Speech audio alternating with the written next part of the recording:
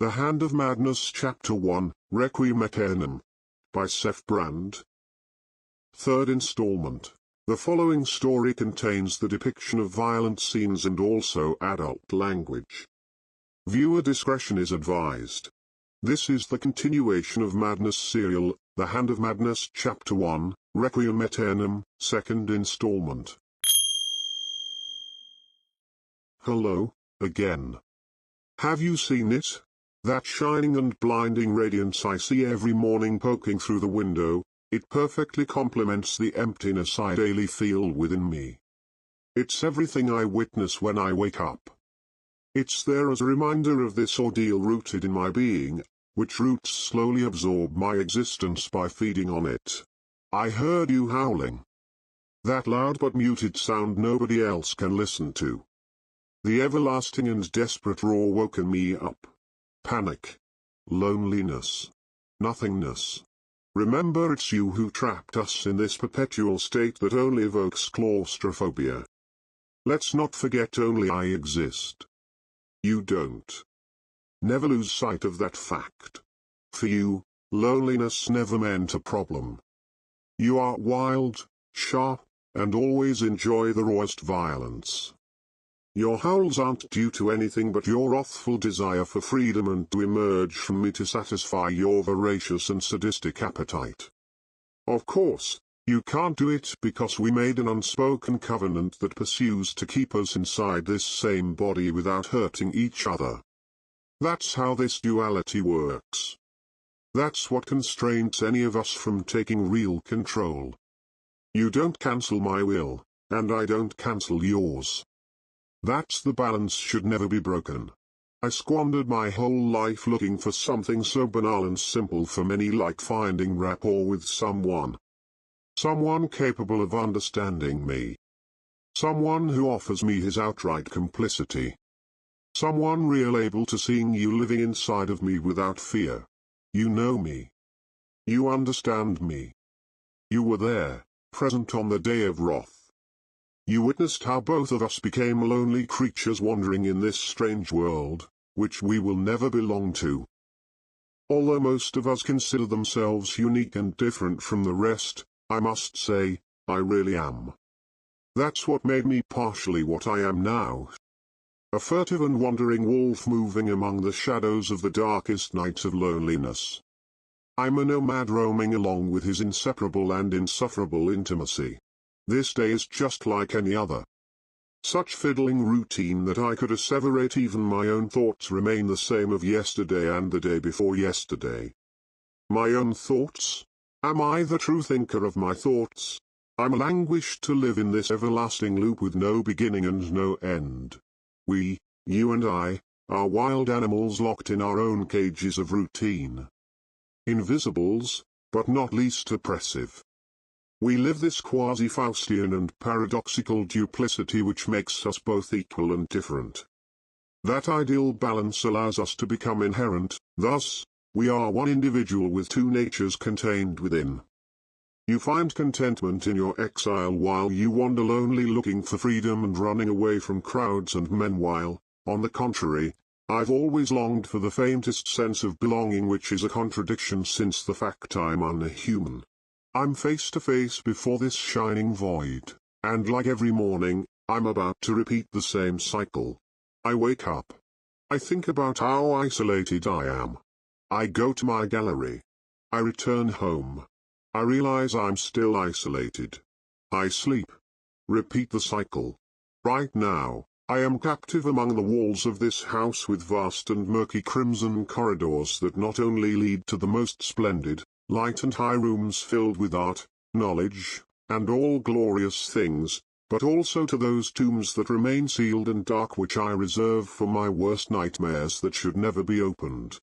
This enormous palace is filled with the emptiness and muted echoes of those who are dead but are not really dead. Those who dwell with me, keeping me company. From my studio to the dining room, each wall of this house serves as a support for the most exquisite paintings. Tableaus whose artful scenes range from Leviathan being destroyed by the sword of God, to the image of that Bacchus full of youth with half-naked torso who accompanies me nightly to dinner, which looks at me with seductive liquid eyes inviting me to taste from his bloody goblet the red nectar of his frenzy. I'm trapped in this infinite loop. Tediously starts with a cold and mournful morning and ends with the inscrutable and eternal darkness of each night. I stand in front of the mirror, and it's not my face what I conceive, but the fragmented reflection of what's under this man's suit.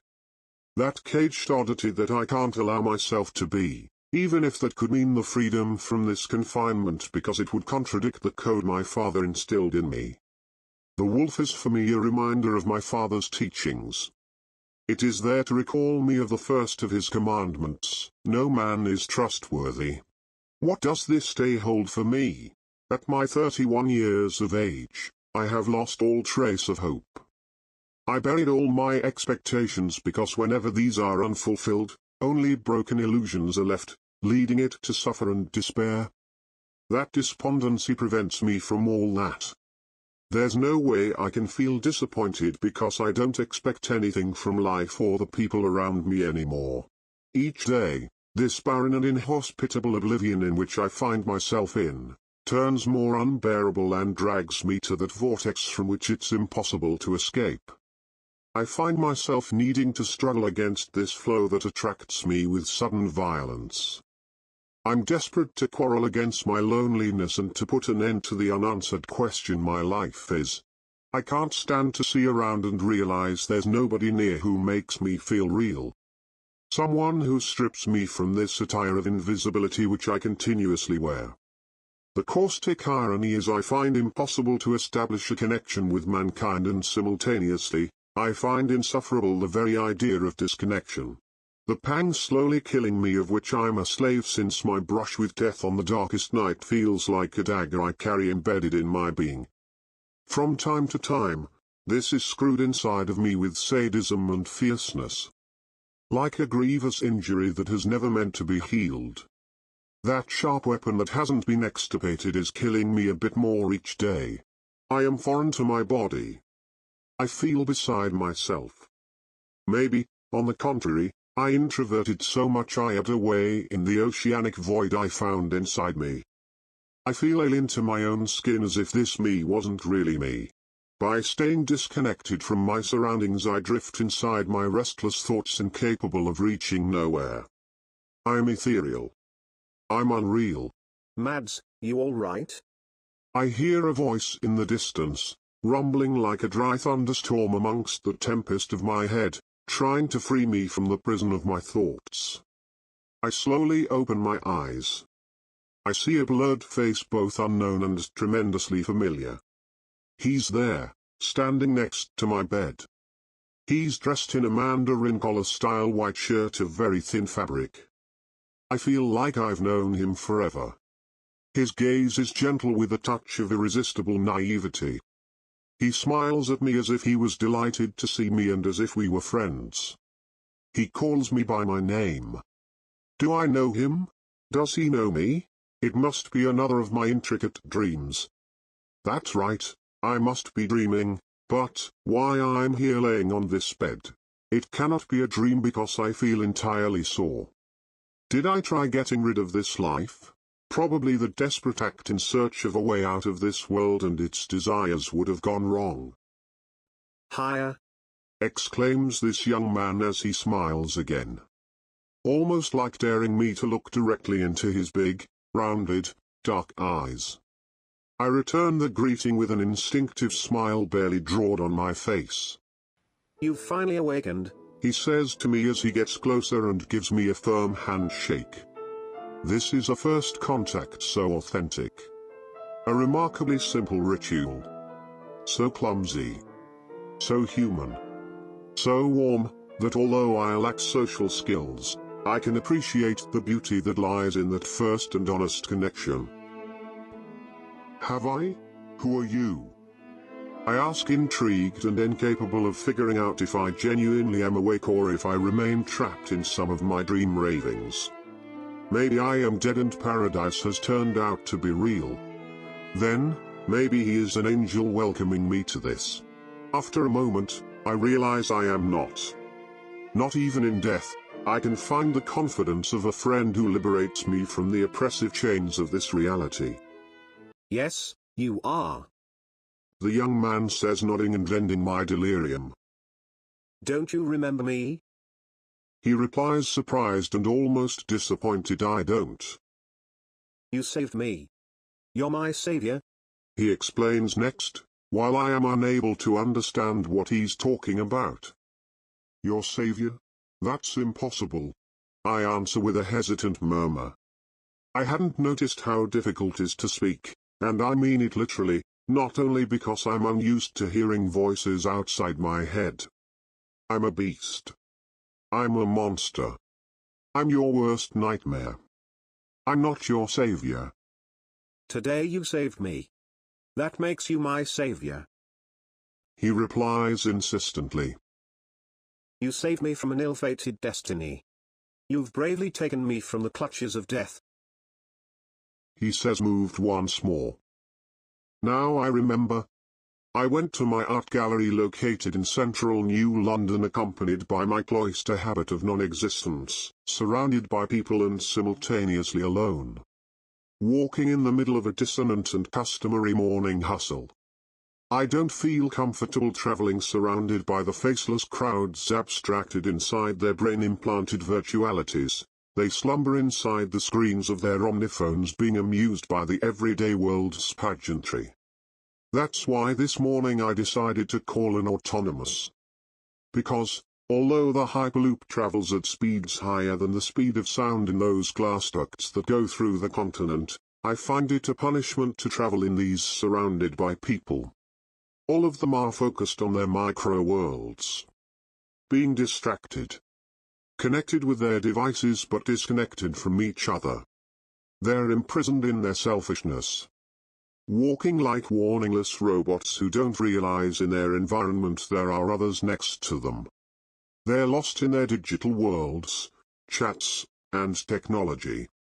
Desperate to communicate with others to avoid being with themselves.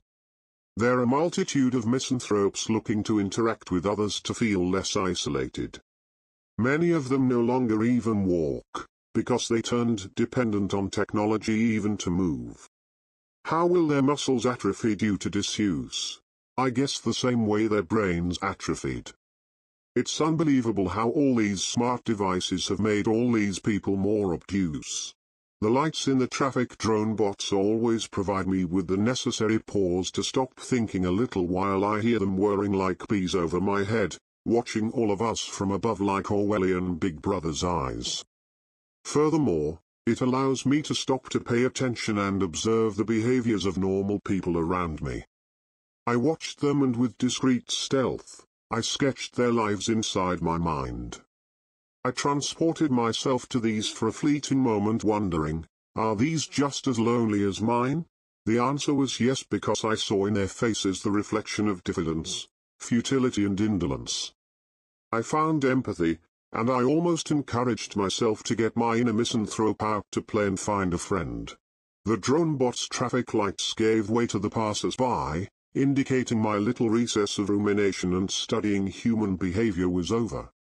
As always, someone took the first step. On this occasion, was a young man of about 20, slight build, light brown skin, and straight dark hair that fell on his forehead. I watched him, taking the first step with a relaxed walk seemed contradictory to the context. I was alongside him. We were about 5 people away and for a fleeting moment, our eyes collided. Then, I took my eyes off him so he wouldn't realize I watched him. To my surprise, in a matter of seconds, I saw him being struck by a reckless driver who narrowly gets his scythe out of the car's window. Was this a herald of the death itself? I anticipated the scenario, predicting what would happen to him if he didn't notice the immediate situation. Meanwhile, I listened to the propaganda of Cassius Price, the Supreme Chancellor of the Great Confederation of United Nations, coming from a surveillance zeppelin with reverberating echo throughout the city until I began to hear it more and more slowed down. Continues in 4th installment.